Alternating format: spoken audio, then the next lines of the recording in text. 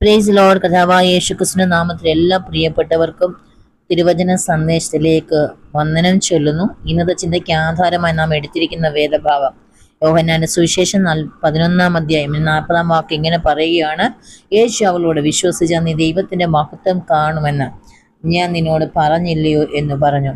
ഇവിടെ മാർത്തയും യേശുമായുള്ള സംഭാഷണമാണ് കാണുവാൻ കഴിയുന്നത്.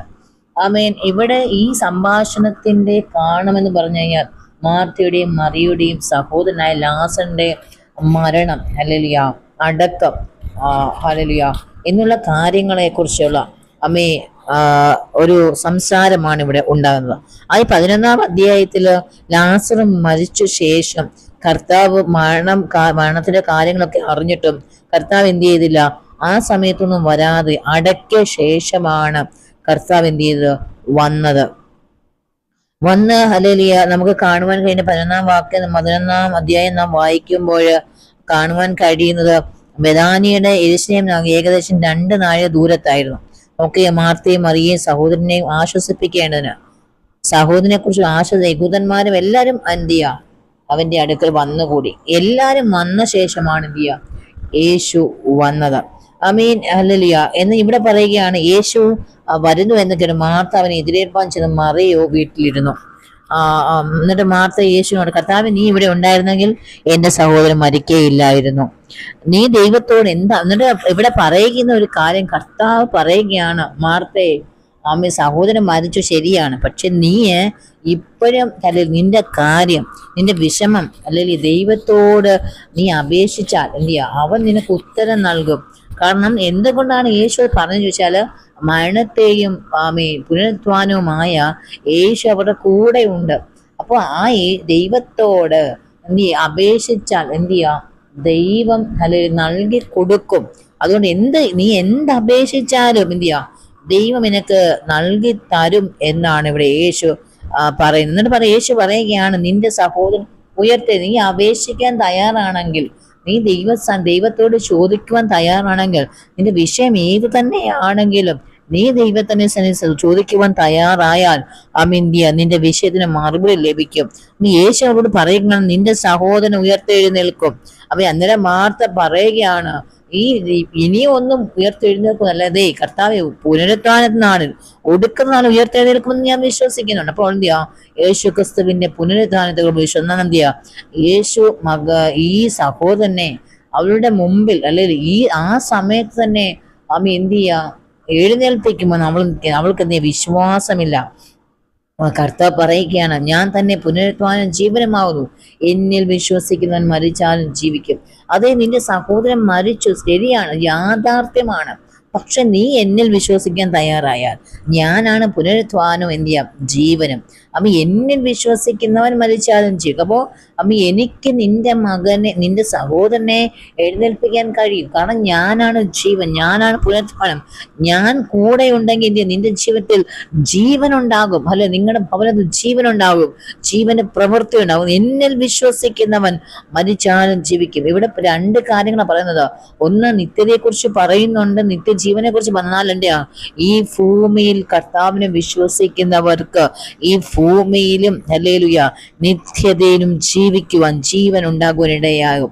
എന്നിൽ ഇവിടെ പറയുകയാണ്, ജീവിച്ചിരുന്ന് എന്നിൽ വിശ്വസിക്കുന്ന ഒരു നാളും മരിക്കേ എന്ന് വെച്ച് കഴിഞ്ഞാൽ 2 മരണത്തെ കുറിച്ച് പറയുന്നത്, 2 ജീവനെ കുറിച്ചാണ് പറയുന്നത്.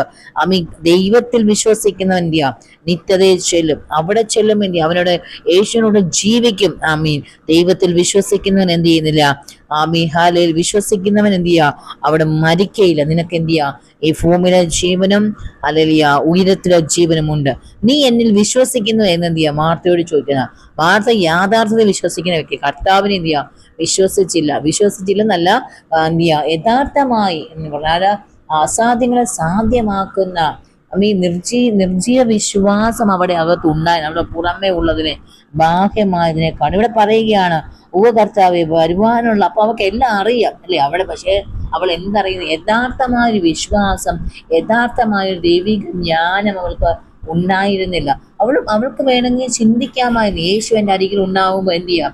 എനിക്കെല്ലാം ഉണ്ടാകും, എൻ്റെ ജീവിതത്തിൽ സങ്കടങ്ങളെ മാറ്റുവാൻ ദൈവത്തിന് കഴിയും. പക്ഷെ ആ ഒരു വിശ്വാസം അവൾക്ക് അറിവുണ്ടായിരുന്നു. ഹല്ലേലൂയ. കേട്ടറിവും കണ്ടറിവും ഒക്കെ അവൾക്ക് എന്നാൽ ദൈവവചനത്തിന്റെ ആ മർമ്മങ്ങളെ അവൾക്ക് ഇനി അറിയില്ലായിരുന്നു. അവിടെ അകത്തെ കണ്ണ് തുറന്നിട്ടില്ലായിരുന്നു. പുറത്തെ കണ്ണുകൊണ്ടാണ് അവൾ സംസാരിച്ചു കൊണ്ടിരിക്കുന്നത്. അറിവ് മാത്രമാണ്. ഒന്നായിരുന്നു മറിയെ പോയി വിളിച്ചു, അല്ലെ യേശു വന്നിട്ടുണ്ടെന്ന് പറഞ്ഞു. അവൾ അവന്റെ അടുക്കൽ വന്നു. അവളെന്തില്ല, യേശുവിന് വിശ്വാസമാണ്. മറിയ എന്ന് പറയുന്നത് നമുക്ക് ആത്മീയത്തെ കാണിക്കാം. മാർത്ത എന്ന് പറയുന്നത് മറ്റു ലോകത്തെ കാണിക്കാം. അവളെന്ത് പുറമേയുള്ള യാഥാർത്ഥ്യങ്ങളെ മാത്രമാണ് നോക്കുക. എന്നിട്ട് മറിയ ഹല്ലേലൂയ തന്റെ ഒന്നും കർത്താവിനോട് പറയാതെ എന്ത് ചെയ്യാ, അവളുടെ വിഷമം എന്താണോ ആ വിഷമത്തിന്റെ അരികിലേക്ക് മറിയ എന്ത് ചെയ്തു, ചെന്നു. ഹല്ലേലൂയ.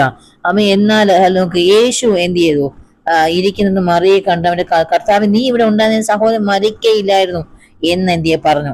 അവൾ കരയുന്നത് കണ്ടിട്ട്, അവിടെ ഹൃദയം നോവുന്നത് കണ്ടിട്ട് ഹല്ലേലൂയ, എവിടെയാണ് വെച്ചിരിക്കുന്ന ചോദിച്ചെന്തിയാ, വന്ന് കാണുക എന്ന് പറഞ്ഞു. നോക്കുക, എന്നിട്ട് അവർ നമ്മൾ കാണുവാൻ കഴിയുന്നത് ഹല്ലേലൂയ, യേശു കല്ലറക്കിലെത്തി. ആ ഗുഹ അത് വലിയൊരു ഗുഹയായിരുന്നു. അതിന്മേൽ ഒരു കല്ലും വെച്ചിരുന്നു.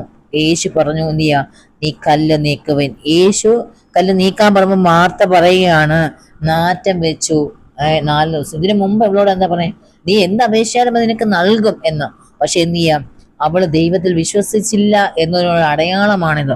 അസാധ്യതകളെ പറയുകയാണ്, അല്ലെ? ഇന്ന് നമ്മളും പലര് കർത്താവിന് പ്രവർത്തിക്കാൻ കഴിയും, ദൈവം നമ്മുടെ ചെയ്യുമെന്ന് പറയുമ്പോൾ നമ്മൾ അസാധ്യതകളെ പറയുന്നത്, സാഹചര്യത്തെ നമ്മൾ പറയുന്നത്. മാർത്ത എന്ത് ചെയ്യാ, ഹല്ലേലൂയ, സാഹചര്യത്തെ അല്ല പറഞ്ഞത്. സാഹചര്യത്തെ മാർത്ത പറഞ്ഞപ്പോൾ മറിയ എന്ത് ചെയ്തു, സാഹചര്യത്തെ അല്ല. യേശു അവളോട് പറയുകയാണ്, വിശ്വസിച്ച നീ നിന്റെ ദൈവത്തിന്റെ മഹത്വം കാണുമെന്ന് ഞാൻ നിന്നോട് പറഞ്ഞില്ലേ? പക്ഷെ അവൾക്ക് വിശ്വാസം ഇല്ലായിരുന്നു. പ്രവർത്തിക്കും, ദൈവത്തിന് ലാസറിനെ ഉയർപ്പിക്കാൻ കഴിയുമെന്നുള്ള വിശ്വാസം എന്തില്ല, മാർത്തക്കില്ലായിരുന്നു. മാർത്ത പുറമേ ഉള്ളത് മാത്രമാണ്, പുറത്തെയുള്ള ജഡം മാത്രമാണ് അവൾക്കുണ്ടായിരുന്നത്. അത് നോക്കുക, യേശു ആ കല്ലറ തുറന്നു, കല്ല് നീക്കി. യേശു പിതാവിനോട് പ്രാർത്ഥിച്ചു, അപേക്ഷിച്ചു. ഹല്ലേലൂയ. ദൈവം എന്ത് ചെയ്തു, അവനെ സൗഖ്യമല്ല, ലാസറേ എന്ന് ദൈവത്തിന്റെ ഹിതമായിരുന്നു, പിതാവായ ദൈവത്തിന്റെ ഹിതമായിരുന്നു ലാസർ ഉയർക്കണമെന്നുള്ളതാ. ഹല്ലേലൂയ. പിതാവിന്റെ ഇഷ്ടം എന്താണ്, പിതാവിനോട് പ്രാർത്ഥിച്ചു യേശു. ഹല്ലേലൂയ. പ്രാർത്ഥിച്ചിട്ട് ലാസർ, അപ്പൊ പിതാവ് തന്റെ ഹൃദയത്തെ പറഞ്ഞു, നിനക്ക് ഞാൻ അനുവാദം നൽകിയിരിക്കുന്നു. ഹല്ലേലൂയ. ലാസറിനെ വിളിച്ചു, ലാസറെ പുറത്ത് വരിക. മരിച്ചവൻ പുറത്ത് വന്നു. കയ്യും കാലും ഒക്കെ ശീലകൾ കൊണ്ട് കെട്ടി അവന്റെ മുഖമൊക്കെ എന്തിയാ മൂടി എന്നാൽ, കെട്ടടുപ്പിനെന്ന് അവൻ പോകട്ടെ എന്ന് പറഞ്ഞു യേശു അവരോട് പറഞ്ഞു. ഹല്ലേലൂയ. നോക്കുക, അപ്പോഴാണ് എന്ത് മറിയ അവന്റെ അടുക്കൽ യഹൂദന്മാർ പലതും അവനെ വിശ്വസിച്ചു എന്ന് പറഞ്ഞു. പ്രിയപ്പെട്ടവരെ, നിങ്ങളുടെ പല വിഷയങ്ങൾ, ഹല്ലേലൂയ, മനുഷ്യരായാലും പിശാചായാലും കാലും കയ്യും ഒക്കെ എന്ത് ചെയ്യുക, കെട്ടി, അല്ലെങ്കിൽ നിങ്ങളുടെ വാഗ്ദത്തങ്ങളെ കെട്ടി മുറുക്കി അടച്ച് ഹല്ലേലൂയ, അതിനെയും പുറത്ത് വരാതെ വണ്ണം നിങ്ങളുടെ വാഗ്ദത്തങ്ങളെ ഹല്ലേലൂയ കെട്ടി വെച്ചിരിക്കുന്നെങ്കിൽ, ശത്രു അവനെ ഒതുക്കി വെച്ചിരിക്കുന്നെങ്കിൽ, ദൈവത്തിന്റെ ആത്മാ പറയുകയാണ്, ഈ ദിവസങ്ങൾ എന്ത് ചെയ്യാം, അഴിക്കപ്പെടും. നിങ്ങളുടെ വാഗ്ദത്തങ്ങളെ ദൈവം എന്ത് ചെയ്യും, പുറത്തു കൊണ്ടുവരും. ഹല്ലേലൂയ. നിങ്ങളെ മൂടിയിരുന്ന കാലുകൾ, നിങ്ങളുടെ കാലുകളെ കൈയും ശീല കൊണ്ട് കെട്ടി എന്ന് വെച്ചാൽ ജഡമായി ഇനി ഒരു പ്രവേശമില്ലാത്ത വിഷയങ്ങളുടെ നടുവിൽ സർവശക്തനായ ദൈവത്തിന്റെ പ്രവൃത്തി ദൈവം വെളിപ്പെടുത്തുമെന്ന് ദൈവത്തിന്റെ ആത്മാവ് സംസാരിക്കും. അതുകൊണ്ട് വിശ്വാസത്തിലോട്ട് കർത്താവിന്റെ സന്നിധി വിശ്വാസം വേണം. മാർത്തയെ പോലെ ആയി പോകരുത്. ഹല്ലേലൂയ. നല്ല അംശം തിരഞ്ഞെടുത്ത് മറിയെ പോലെ കർത്താവിന്റെ സന്നിധി വിശ്വസിച്ചുകൊണ്ട്, പ്രാർത്ഥിച്ചുകൊണ്ട്, ദൈവത്തിന് അപേക്ഷിച്ചുകൊണ്ട് ഈ ദിവസങ്ങളിൽ മുന്നേറുമെങ്കിൽ ദൈവം വലിയ കാര്യങ്ങൾ നിങ്ങളുടെ ചെയ്യുവാനിടയാകും. ഈ വചനങ്ങളാ ദൈവം നമ്മെ സഹായിക്കട്ടെ. ആമേൻ.